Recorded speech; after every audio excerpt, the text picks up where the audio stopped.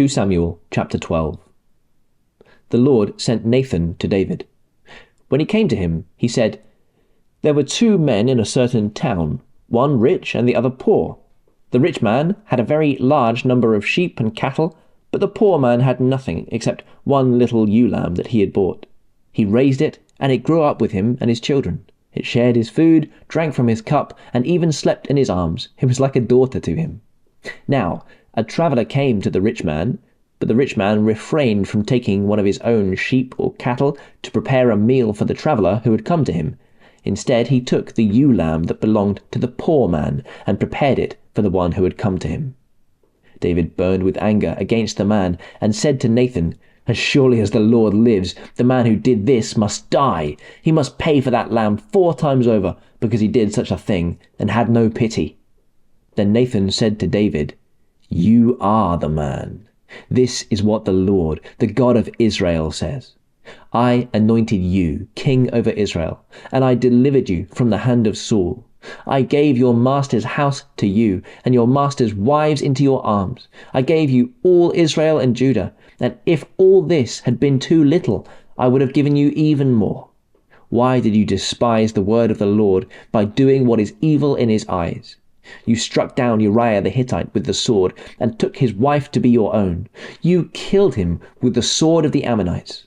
Now therefore, the sword shall never depart from your house, because you despised me and took the wife of Uriah the Hittite to be your own.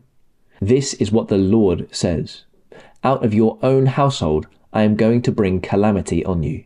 Before your very eyes I will take your wives and give them to one who is close to you, and he will sleep with your wives in broad daylight. You did it in secret, but I will do this thing in broad daylight before all Israel." Then David said to Nathan, "I've sinned against the Lord."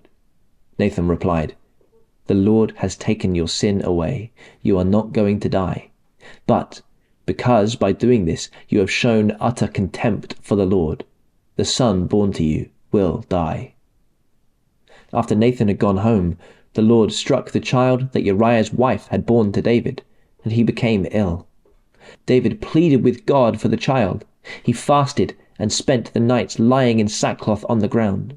The elders of his household stood beside him to get him up from the ground, but he refused, and he would not eat any food with them. On the 7th day, the child died. David's attendants were afraid to tell him that the child was dead, for they thought, "While the child was still living, he wouldn't listen to us when we spoke to him. How can we now tell him the child is dead? He may do something desperate." David noticed that his attendants were whispering among themselves, and he realized that the child was dead. "Is the child dead?" he asked. "Yes," they replied, "he is dead." Then David got up from the ground.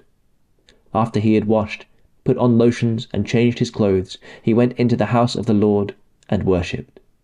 Then he went to his own house, and at his request they served him food, and he ate. His attendants asked him, "Why are you acting in this way? While the child was alive, you fasted and wept, but now that the child is dead, you get up and eat." He answered, "While the child was still alive, I fasted and wept. I thought, who knows? The Lord may be gracious to me and let the child live. But now that he is dead, why should I go on fasting? Can I bring him back again? I will go to him, but he will not return to me." Then David comforted his wife Bathsheba, and he went to her and made love to her. She gave birth to a son, and they named him Solomon. The Lord loved him, and because the Lord loved him, he sent word through Nathan the prophet to name him Jedediah. Meanwhile, Joab fought against Rabbah of the Ammonites and captured the royal citadel. Joab then sent messengers to David, saying, "I have fought against Rabbah and taken its water supply. Now muster the rest of the troops and besiege the city and capture it. Otherwise I shall take the city, and it will be named after me." So David mustered the entire army and went to Rabbah, and attacked it and captured it. David took the crown from their king's head, and it was placed on his own head. It weighed a talent of gold, and it was set with precious stones.